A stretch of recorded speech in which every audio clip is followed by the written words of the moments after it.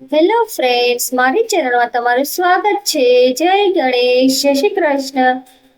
બાળકોને વેકેશન પડી ગયું છે તો રોજ સાંજે નાસ્તામાં શું બનાવો? તો આ રીતે તમે ઈદડા ઢોકળા સેન્ડવિચ બનાવી શકો છો.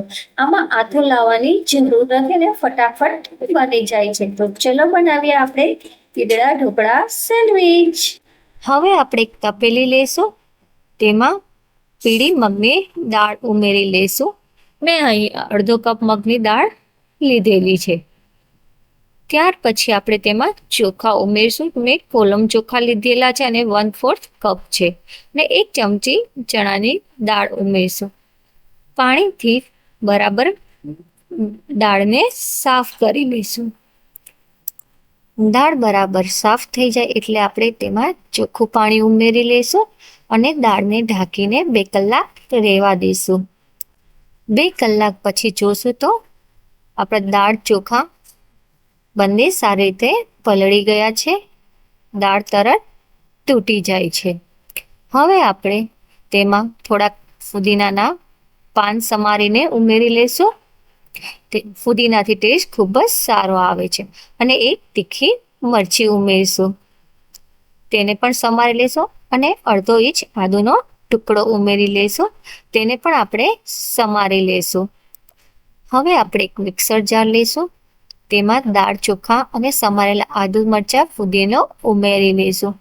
હવે મિક્સર જારમાં આપણે દહીં ઉમેરી લઈશું. મેં અહીં 2 ચમચી દહીં લીધેલું છે અને દહીં ખાટું છે.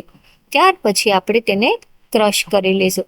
ક્રશ કરવામાં પાણીની જરૂર પડે તો જ વાપરવાનું છે. મેં અહીં 4 ચમચી પાણી લીધું હતું.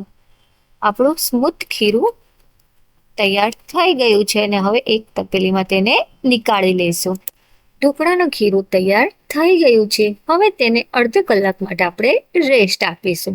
ત્યાં સુધી આપણે ઈદડાનું ખીરું પણ બનાવી લઈએ. તેની માટે આપણે એક બાઉલ લઈ લઈશું અને તેમાં આપણે રવો ઉમેરીશું. મેં અહીં અડધો કપ રવો લીધેલો છે અને તે એકદમ ઝીણો છે. ત્યાર પછી આપણે તેમાં ચોખાના પૌવા ઉમેરી લઈશું. જે આપણે બટેકા પૌવા બનાવીએ છીએ તે પૌવા મેં 1/4 કપ પૌવા ઉમેરેલા છે.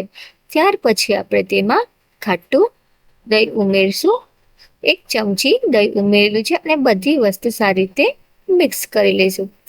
હવે તેમાં અડધો કપ જેટલું પાણી ઉમેરશું અને એક થીક બેટર બનાવી લઈશું. સારી રીતે આપણે મિક્સ કરશું. બેટર એકદમ સ્મૂથ બની જાય એટલે આપણે તેને અડધો કલાકનો રેસ્ટ આપી દઈશું. ત્યાં સુધી આપણે ગ્રીન ચટણી બનાવી લઈશું. તેની માટે એક મિક્સર જાર લઈશું, 50 ગ્રામ કોથમરી લઈ લઈશું, 3 તીખા લીલા મરચાં લઈ લઈશું, 1 ઇંચ આદુના ટુકડો લઈ લઈશું જે સમારી રાખ્યો છે. ત્યાર પછી સ્વાદ અનુસાર મીઠું ઉમેરશું, સ્વાદ અનુસાર ખાંડ ઉમેરશું, 1 ચમચી ખાટું દહીં ઉમેરશું. દહીં ઉમેર્યું છે એટલે લીંબુ નાખવાની જરૂર નથી અને ક્રશ કરી લઈશું. આપણી ચટણી તૈયાર થઈ ગઈ છે. હવે તેને એક બાઉલમાં ઉમેરી. હવે અડધો કલાક થઈ ગયો છે. ખીરું આપણું તૈયાર છે. ઈદડાનું ખીરું આપણે જોઈ લઈશું. સારું એવું તે ઠીક થઈ ગયું છે. હવે આપણે તેમાં સમારેલા વેજીટેબલ ઉમેરી લઈશું. ગાજર ઉમેરીશું, કેપ્સિકમ ઉમેરી લઈશું, ડુંગળી ઉમેરી લઈશું. ત્યાર પછી ટમેટા ઉમેરીશું, સ્વાદ અનુસાર મીઠું ઉમેરીશું. હવે તેને આપણે તડકો લગાવી દઈશું. તેની માટે એક પેન લઈશું, તેમાં 3 ટીસ્પૂન તેલ ઉમેરી લઈશું. તેલ ગરમ થાય એટલે તેમાં 1 ટેબલસ્પૂન રાઈ, 1 ટેબલસ્પૂન જીરું, અડધી ટેબલસ્પૂન અડદની દાળ ઉમેરીશું. ત્યાર પછી આપણે તેમાં 7 થી 8 નંગ લીમડાના પાન ઉમેરીશું. અડદની દાળ બરાબર સતળાઈ જાય એટલે કે કલર ચેન્જ થાય એટલે તેમાં ચપટી હિંગ ઉમેરીશું અને આ તડકાને આપણે ઈદડાના ખીરામાં ઉમેરી લઈશું અને બધી જ વસ્તુ સારી રીતે મિક્સ કરી લઈશું. વેજીટેબલ અને તડકો સારી રીતે મિક્સ થાય તે રીતે આપણે મિક્સ કરવાનું છે. હવે આપણે તેમાં પાણી ઉમેરીશું. પાણી આપણે ધીમે ધીમે ઉમેરીશું.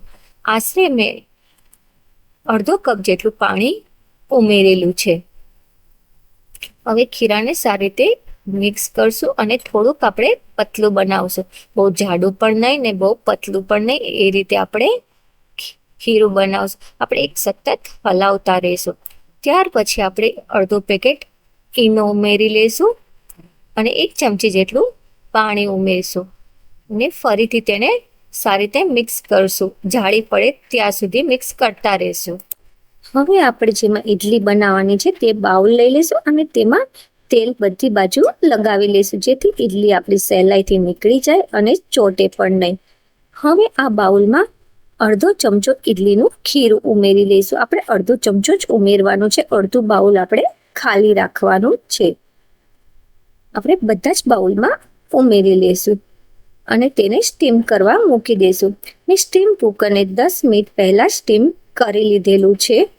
હવે આપણે તેમાં ઈડલીના બાઉલ મૂકી, આપણે જેટલા બાઉલમાં ખીરું ભર્યું છે તે બધા જ બાઉલમાં સ્ટીમ કરવાના છે. આપણે 10 મિનિટ માટે આને સ્ટીમ કરશું અને ગેસની ફ્લેમ આપણે ફાસ્ટ રાખશું. ઈડલી સ્ટીમ થાય છે ત્યાં સુધી હવે આપણે ઢોકળાનું ખીરું જોઈ લઈશું. તેને પણ અડધો કલાક થયો છે. ખીરું એકદમ સ્મૂથ બન્યું છે અને થીક પણ છે. હવે તેને સારી રીતે મિક્સ કરી લઈશું. હવે બેઝિક મસાલા કરશું.